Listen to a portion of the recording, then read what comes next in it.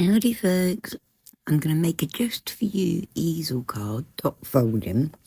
I've got a piece of card here, it's 14 inches by 5 inches and I'm going to score and fold it at 3.5 inches and 7 inches to make the easel. It's very easy.